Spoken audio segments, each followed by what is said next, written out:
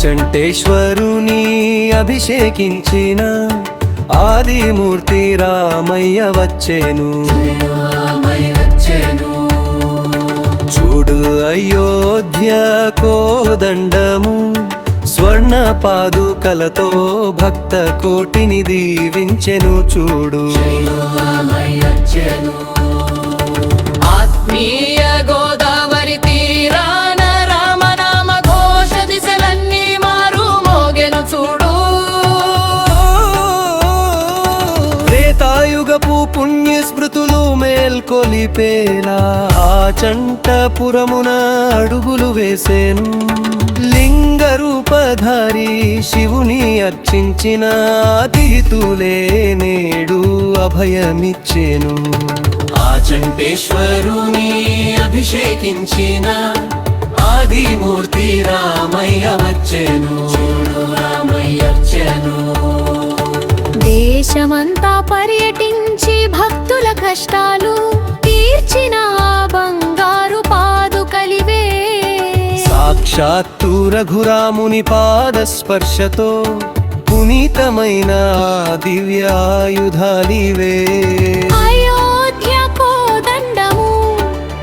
స్వర్ణ పాదుకలతో భక్త కోటిని దీవించెను. చూడు అన్యాయ శిక్షణకై ధర్మ రక్షణకై రాముడు పట్టిన కోదండము. చూడు ఆ ధనస్సు కాంతిలో అజ్ఞానపు చీకట్టు తొలగిపోయే అద్భుతం. చూడు ఆత్మీయ గోదావరి తీరాన రామనామ ఘోష దిశలన్నీ మారు మోగెను. చూడు కోదండం సాక్షిగ భక్తులు భక్తితో సమర్పించు కర్పూర హారతులు. కనుల పండువగా సాగే ఆ వేడుకలు చూసిన జన్మలన్నీ ధన్యములే నేడు. ఆ చంటేశ్వరుని అభిషేకించిన ఆదిమూర్తి రామయ్య వచ్చెను. చూడు రామయ్య వచ్చెను. గోదావరి గలగలల్లో వినపడే ఆ శ్రీరామ నామస్మరణము ఎంతో వరదం.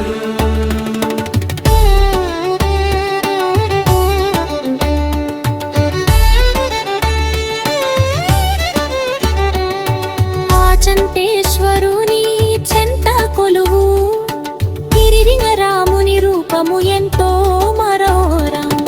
అయోధ్య కోదండము స్వర్ణ పాదుకలతో భక్త కోటిని దీవించెను. చూడు శైవము వైష్ణవము ఒక్కటై నీ క్షేత్రాన భక్తి భావనలే వెల్లువాయెను. అయోధ్య నగరి ఆ చంట క్షేత్రమున వెలసినట్లుగా ప్రజలంతా పరవశించెను.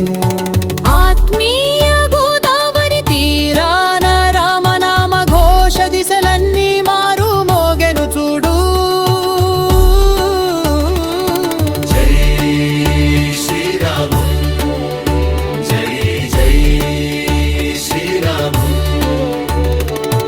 అంటూ ఆ చంట వీధులన్నీ మారు మోగెను. కోదండ రామ పాదుకల దర్శన భాగ్యముతో ఆత్మీయ గోదావరి తరించెను.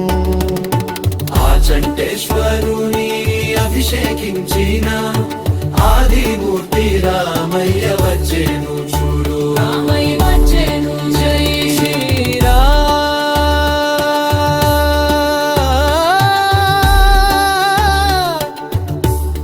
జై